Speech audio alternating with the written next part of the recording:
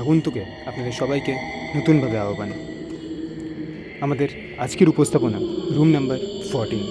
গল্পটা শুনবেন, ভালো লাগলে কমেন্ট করে জানাতে ভুলবেন না। শীতের রাত, শিলিগুড়ির এক অন্যতম পুরনো হোটেল অরুণোদয়।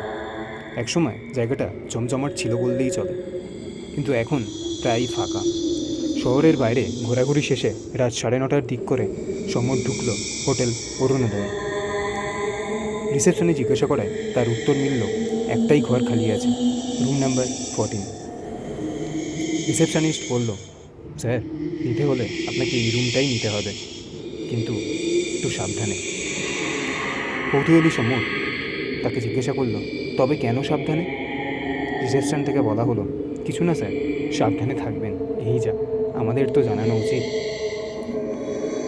14 নম্বর ঘরের দরজা খুলতে না খুলতেই সমরের গায়ে এক ঠান্ডা হাওয়া এসে লাগলো। ঘরের ভেতরে ছিল এক পুরনো কাঠের বিছানা, দেওয়াল জুড়ে রয়েছে যেন ধুলোর চাদর। আর কোণের দিকে একখানি বড় আলমারি, যেখানে নেই কোনো তালাচাবি। সমর ব্যাগ রেখে আয়নার দিকে তাকালো। নিজের প্রতিবিম্বটা যেন ঠিকঠাকই লাগছে, কিন্তু খানিক পরে যেন মনে হচ্ছে সেটা নড়ছে।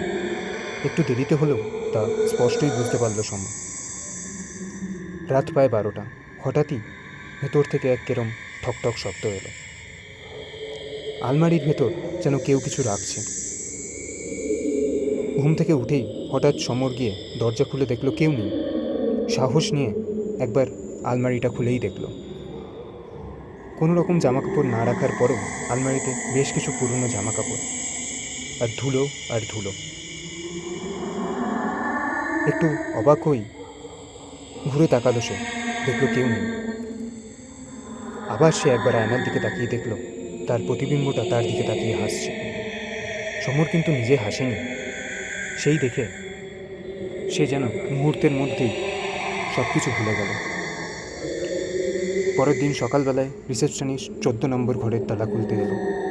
দেখে ঘরে কেউ নেই, শুধু আয়নার উপরে দেখা যাচ্ছে সমর অন্যদিকে তাকিয়ে আছে, মৃদু হাসছে। আমাদের সঙ্গে থাকুন, আসতে থাকবে আরও নতুন নতুন গল্প, শুনতে থাকুন।